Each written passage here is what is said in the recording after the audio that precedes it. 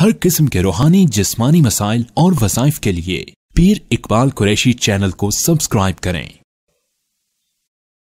نحمده ونصلي ونسلم على رسوله الكريم اما بعد فاعوذ بالله من الشیطان الرجیم بسم اللہ الرحمن الرحیم۔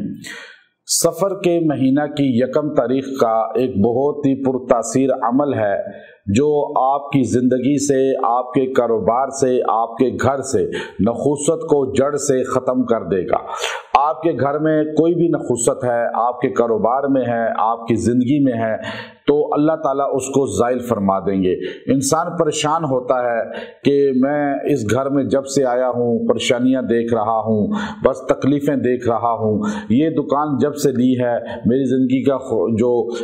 ایک سکون ہے وہ غارت ہو چکا ہے۔ اور شادی کی ہے، بیوی کہتی ہے یہ خاوند جب سے میری زندگی میں آیا، خاوند کہتا ہے یہ عورت جب سے میری زندگی میں آئی بس میری زندگی اجیرن ہو گئی ہے، بد سکون ہو گئی ہے، بے سکونی کا شکار ہو گیا ہوں۔ تو یاد رکھیں نخوست ہوتی ہے، اس میں کوئی شک نہیں، لیکن ہر چیز کو منحوس سمجھنا، ہر کام کو منحوس سمجھنا، ہر مہینے کو منحوس سمجھنا یہ بھی جائز نہیں۔ آپ کا جو لمحہ اللہ کی غفلت میں گزرے گا، گناہوں میں گزرے گا، وہ آپ کے لیے منحوس ہے، اور جو اللہ کی اطاعت میں گزرے گا وہ آپ کے لیے خوش قسمتی کا باعث ہے۔ تو آپ صلی اللہ علیہ وسلم نے فرمایا ولا سفرا، کہ ہرگز جو ہے سفر کی کوئی نخوست نہیں ہے۔ پھر آپ نے فرمایا فال لینا، اور اسی طرح جو ہے بدشگونی لینا کہ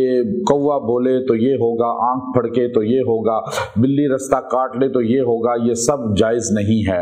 اب آپ کے گھروں میں بھی نخوست کہ آپ سمجھیں کہ نخوست کیسے ختم ہوگی، تو ایک تو آپ کے گھر میں نخوست کا باعث جالے بنتے ہیں مکڑی کے جالوں کو گھروں سے ختم کر دیں، یہ منحوس ہونے کا، گھر میں نخوست لانے کا باعث بنتے ہیں۔ پھر آپ کے گھر میں بے نمازی کوئی ہے اور نماز قرآن نہیں پڑھا جاتا تو یہ نخوست کا گھر بن جاتا ہے۔ گھر میں ذکر کیا کریں،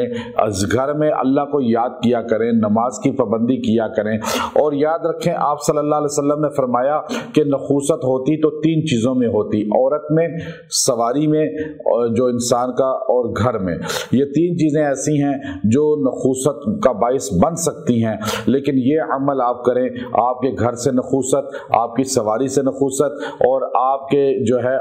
فیملی سے، مرد عورت سے نخوست زائل ہو جائے گی، اور آپ بالکل پرسکون ہو جائیں گے۔ آپ اپنی زندگی کو پرسکون بنانے کے لیے اس عمل کو اختیار کریں اور اللہ رب العزت سے سکون لیں، مہینے کو منحوس نہ سمجھیں۔ ماہ سفر جو ہے یہ مظفر ہے، یہ سفر کا مہینہ منحوس نہیں ہے، نہ اس میں شادی ممنوع ہے، نہ اس میں کسی کام کا آغاز کرنا ممنوع ہے، بلکہ زمانہ جاہلیت میں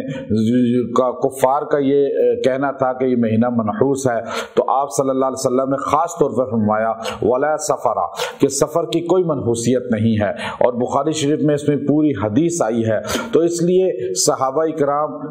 کے درمیان اس مہینے کے متعلق منحوس ہونے کی کوئی بھی سند نہیں، اور نہ کسی سے کوئی روایت ہے۔ اب آپ گھر سے نخوست ختم کرنا چاہتے ہیں، اپنے کاروبار سے، اپنی زندگی سے بھی، تو آپ اس کے لیے ایک عمل کو اختیار کریں کہ سورہ واللیل 30واں پارہ کا یہ آیت کریمہ ہے وَسَيُجَنَّبُهَا الْأَتْقَى